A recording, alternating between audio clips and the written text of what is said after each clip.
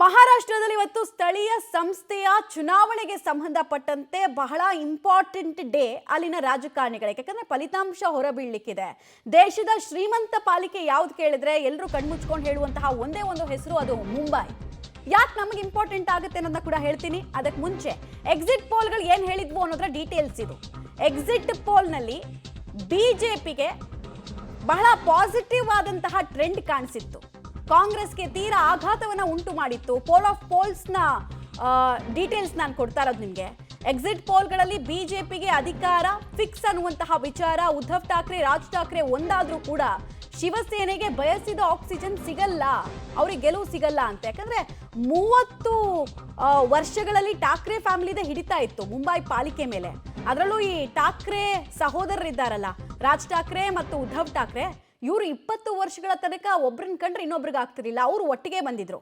So Maratha sentiment ಇಲ್ಲಿ work ಆಗುತ್ತಾ ಅನ್ನುವಂತಹ ಪ್ರಶ್ನೆ ಇತ್ತು.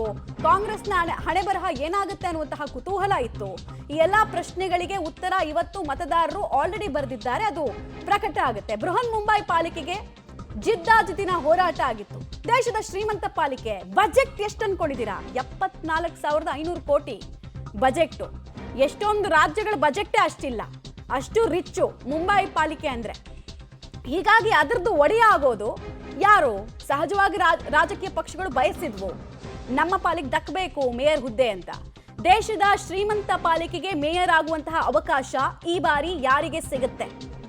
30 ವರ್ಷಗಳಲ್ಲಿ 1985ರಿಂದ ಇಲ್ಲಿ ತನಕ ಠಾಕ್ರೆ ಫ್ಯಾಮಿಲಿಯವ್ರು ಏನ್ ಅಂದ್ಕೊಳ್ತಾ ಇದ್ರು ಹಂಗೆ ಮೇಯರ್ ಆಗ್ತಾ ಇದ್ರು. ಜಸ್ಟ್ ಒಂದ್ 2 ಸಲ ಮಾತ್ರ ಕಾಂಗ್ರೆಸ್ನವರಿಗೆ ಮೇಯರ್ ಪಟ್ಟ ಸಿಕ್ಕಿತ್ತು. ಬಿಟ್ರೆ ಅತಿ ದೊಡ್ಡ ಪಕ್ಷವಾಗ್ತಾ ಇದ್ದಿದ್ದು ಶಿವಸೇನೆ. ಬಟ್ ಈ ಸಲ ವಿಚಿತ್ರ ರಾಜಕೀಯ ಸನ್ನಿವೇಶ ಅಲ್ಲಿದೆ. ನಾವು ಹೇಳ್ತಾ ಹೋಗ್ತೀವಿ ನಿಮಗೆ. ಮಹಾವಿಕಾಸ್ ಗಡಿ ಮತ್ತು ಮಹಾಯುತಿ, ಇವರಿಬ್ಬರಲ್ಲಿ ಈ ಸಲ ಯಾರಿಗೆ ಅವಕಾಶ ಸಿಗುತ್ತೆ ಅನ್ನೋದು ಕುತೂಹಲ. ಕಾಂಗ್ರೆಸ್ನ ನಾವು ಸಪರೇಟ್ ಆಗಿ ತೋರಿಸ್ತಾ ಇದೀವಿ.